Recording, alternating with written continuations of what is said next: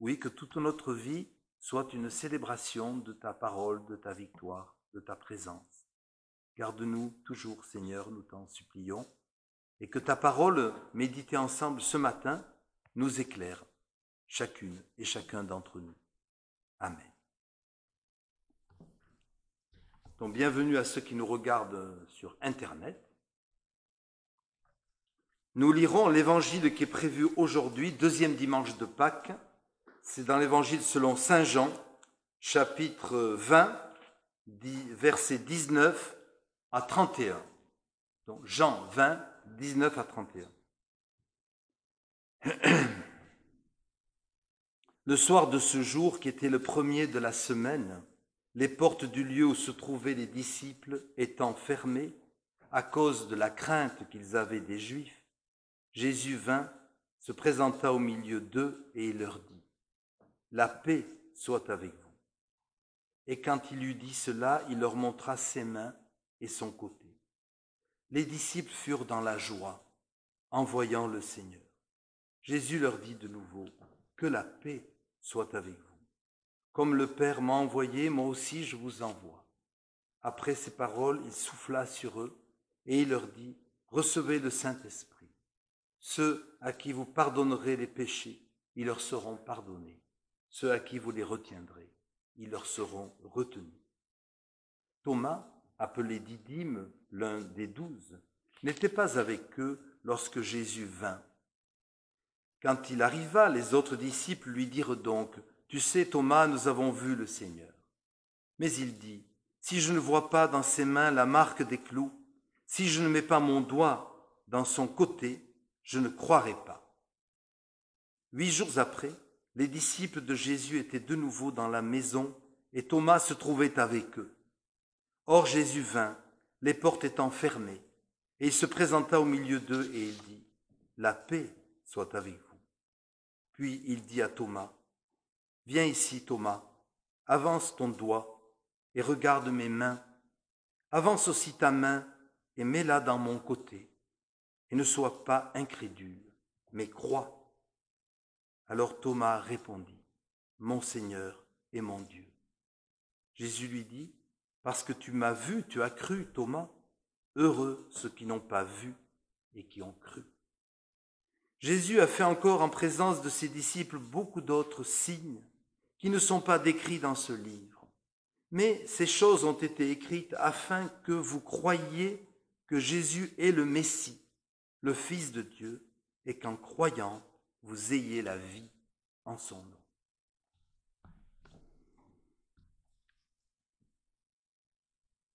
Que la paix soit avec vous. Lundi de Pâques, ce lundi, nos villages ont été épouvantés par le double meurtre et le suicide dont vous avez tous entendu parler. Quel choc après les belles fêtes de Pâques que nous avions passées, si belles, si pieuses, si paisibles. Quel contraste que ces événements avec la salutation de Jésus à peine ressuscité qui dit à ses disciples que la paix soit avec vous. Où est-elle cette paix pascale ? Voulez-vous ce matin que nous essayions d'en trouver le chemin ? Alors, voilà la scène de l'Évangile. Les portes sont fermées par peur des représailles des autorités religieuses de l'époque qui pensent avoir la victoire puisque ça y est, on s'est débarrassé de ce fauteur de troubles qui est Jésus. Tout pacifique qu'il soit d'ailleurs, mais enfin, son discours n'est pas bon pour le pouvoir religieux de l'époque. Or, donc, en ce soir de la première Pâque chrétienne, le climat n'est pas au beau fixe, il faut bien l'avouer. Le climat est lourd. Les disciples ont peur. Pourtant, certes, les femmes ont annoncé que Jésus est ressuscité. Pourtant, Pierre et Jean ont couru au tombeau et ils ont trouvé, comme les femmes l'avaient dit, le tombeau ouvert, les bandelettes roulées à côté. Jean, pour la petite histoire qui est savoureuse, Jean, qui est plus jeune, a couru plus vite que Pierre. Jean a cru, Pierre n'a pas forcément cru. Ils sont rentrés à la maison, rejoindre leurs amis. Et puis voilà, même Jean, semble-t-il, est de nouveau plongé dans le doute. Il a cru un moment parce que le tombeau était vide, oui, mais enfin, un vide ne fait pas un ressuscité. Et puis voilà donc que dans ce climat pesant se produit un coup de théâtre. C'est que Jésus arrive, voilà, comme s'il venait maintenant dans cette chapelle, au milieu de l'assemblée, toute porte étant fermée. Et il se met à parler, il se met à annoncer cette paix qui s'était tellement éloignée du cœur des disciples. Et c'est là donc la surprise de la résurrection. C'est aussi un signe important à la résurrection. On comprend bien que le corps obéit à d'autres règles que celles que nous connaissons pour l'instant ici-bas. C'est l'esprit enfin qui domine sur les cellules et sur la matière. Et d'ailleurs, moi alors je ne suis pas du tout scientifique, mais je sais quand même que plus la science progresse, plus elle admet que l'esprit a un grand pouvoir sur la matière. Alors certes, on n'expliquera jamais heureusement la résurrection, qu'est-ce qui s'est passé, mais enfin, on commence à admettre que décidément l'esprit est très puissant. Et alors que dire, non pas de l'esprit en général, mais là je parle de l'Esprit Saint, bien sûr, l'Esprit de Dieu. Alors certes, il y a ceux qui doutent, parmi eux le célèbre Thomas. On en parle un peu chaque année, mais finalement, comme je l'ai dit tout à l'heure à Rieubache, eh bien on aime bien quand même Thomas, avouons-le, parce qu'il nous ressemble. Parce que, et ce n'est pas par hasard qu'il est dans l'Évangile. Thomas, c'est quand même quelqu'un qui a du bon sens, les pieds sur terre, les autres aussi. Mais enfin, Thomas, il dit non, moi, ce que vous me racontez, que vous avez vu Jésus, non, j'y crois pas. Et alors, il est même un peu lourd, parce qu'il dit, oh, moi, tant que j'ai pas mis mes mains dans le côté de Jésus, je ne croirais pas. Évidemment, c'est un peu étrange comme geste, mais pour dire qu'il n'était pas prêt à croire, malgré le témoignage des disciples. Et ça nous rassure d'une certaine manière, parce que il nous ressemble, et ça nous montre quelque chose de très important, que la résurrection, frères et sœurs, n'était pas plus facile à croire à l'époque que maintenant. Quelquefois on dit oui, mais eux, c'est pas pareil, ils avaient vu Jésus, ils avaient bénéficié de sa présence, et donc c'était facile, tandis que maintenant, aujourd'hui, au XXIe siècle, c'est très difficile à croire, à admettre. Eh bien non, Thomas nous montre que c'est exactement pareil. Ce n'était pas plus facile autrefois que maintenant, et je crois donc que cela doit nous encourager. Alors vous voyez, Thomas est donc un pragmatique, et on ne saurait le lui reprocher d'une certaine manière, même si après il faut entendre l'argument de Jésus, heureux ceux qui croient sans avoir vu. Bon, ça, on se le prend, si j'ose dire, en pleine figure, mais c'est pour après. Donc Thomas est un homme de terrain, vous savez, un peu comme je l'avais déjà raconté, je pense, ce témoignage d'un chauffeur routier qui un jour, dans une conversation, me disait très sincèrement, moi je croirai en Dieu, monsieur le pasteur, le jour où je le verrai. Tiens, je le croirai par exemple le jour où il empêchera qu'on fasse du mal à un enfant. Ah, ça c'est plus douloureux. Et donc il voulait un Dieu policier qui intervienne à temps pour empêcher le mal.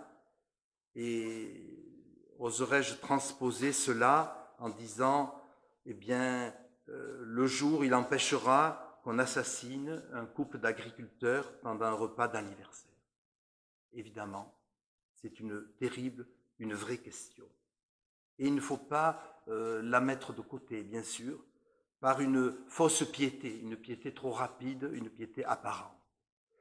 On a le droit de se poser des questions, on a le droit de réfléchir, et il le faut d'ailleurs. Sinon, qu'est-ce que ce serait que cette foi tout à fait superficielle, qui ne pose pas de questions existentielles? Donc, allons-y. Et pourtant, il y a cette démarche de Thomas. qui fait le fier, parce qu'il dit non, moi je ne crois pas à ces sornettes, et d'ailleurs, lorsque je verrai, si je vois Jésus, je testerai, je mettrai ma main dans son côté. Or, Thomas est confondu, et on pense vraisemblablement, il ne fait même pas ce geste, pourtant il avait dit qu'il le ferait, parce que ce n'est plus la peine.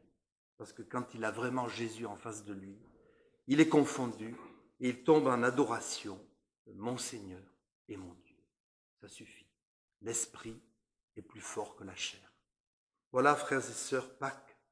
C'est ça, la fête de Pâques qui est le cœur de notre foi chrétienne. Et c'est vrai aujourd'hui, quelles que soient les circonstances, comme c'était vrai hier. Quand on croyait que tout était perdu, fini, que finalement la mort et le désespoir avaient dominé, avaient vaincu, voilà que mystérieusement Jésus apparaît et qui nous donne sa paix. Cette paix, dira Paul, qui dépasse toute intelligence. Et c'est vrai pour la paix pascale.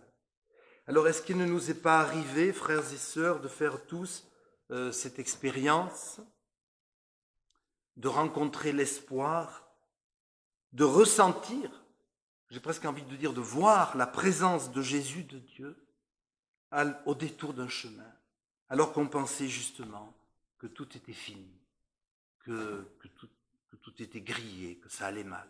Et voilà que, et ça c'est le mystère que personne ne peut expliquer, voilà que Jésus arrive, d'une manière ou d'une autre, bien sûr. Mais vous savez, les disciples l'ont vu, mais furtivement. Ne croyons pas qu'ils ont eu le temps d'en faire une idole, parce que ça serait dangereux, non. Quand Jésus apparaît, même après Pâques, c'est toujours furtif. Il va dire, c'est l'esprit. Et je suis dans cet esprit. Et dans ce corps ressuscité, pas simplement l'esprit. Et c'est cette parole qui doit nous porter aujourd'hui, avant tout, que la paix soit avec vous. Parole belle et pure que cette salutation pascale. Parole à la fois très douce et infiniment puissante, dans la bouche de quelqu'un qui a subi la mort et dans quelles conditions? L'humiliation, la trahison, lui, le Fils même de Dieu, le Messie d'Israël, comment est-ce possible qu'il ait été trahi et torturé de cette sorte? Eh bien, une fois qu'il est ressuscité, voilà qu'il nous donne la paix et non la haine ou la revanche, comme quelquefois humainement on serait tenté de vouloir l'appliquer. Et c'est pas ça que Jésus nous donne, c'est cette paix qu'il communique. Et c'est ça le message de Pâques. Pourquoi la paix? Parce que c'est un message de vie. La haine est un message de mort, donc c'est une régression, alors que la paix est message de vie. Et il y a donc cette phrase magnifique en hébreu, Shalom Aleichem, Salam Aleikum en arabe, qui c'est encore aujourd'hui qu'en Orient on se salue, et c'est magnifique, que la paix soit avec vous. Alors frères et sœurs, mon dernier point sera de dire, oui, la paix c'est beau, c'est magnifique, mais qu'est-ce que c'est que la paix pascale de Jésus? Eh bien la paix, c'est aussi, et c'est peut-être même d'abord, la victoire sur la mort et sur le mal, sur le péché. Il n'y aurait pas eu de paix de la résurrection s'il n'y avait pas eu le vendredi saint, bien sûr. Parce que cette paix que Jésus donne, ne croyons pas que c'est des mots, c'est le résultat d'une vie offerte sur la croix. C'est parce que Jésus est mort volontairement sur la croix, parce qu'il a souffert à notre place pour nos péchés, pour nos transgressions, pour nos fautes. Il les a en quelque sorte compensés, assumés. Et ce n'est pas du cinéma. Il est vraiment mort sur la croix et dans quelles conditions? Et c'est parce qu'il est mort que dans cette victoire paradoxale de la mort, qu'il peut nous donner la paix. Parce que la paix, elle est donc d'abord spirituelle, frères et sœurs. Ne l'oublions jamais. Je n'ai rien contre les efforts de paix qu'on peut faire dans le monde, mais si on n'est pas réconcilié avec Dieu, si on n'est pas guéri dans notre relation avec le Créateur, avec Jésus-Christ, eh bien c'est difficile de croire que la paix sera possible un jour. D'ailleurs, Jérémie le disait déjà à l'époque, « Paix, paix, disent-ils, les grands de ce monde, et il n'y a pas de paix. » Ils le disent, mais ça n'arrive pas. Pour que ça arrive, il faut accueillir cette paix qui nous vient de Jésus-Christ, frères et sœurs, qui a donné sa vie.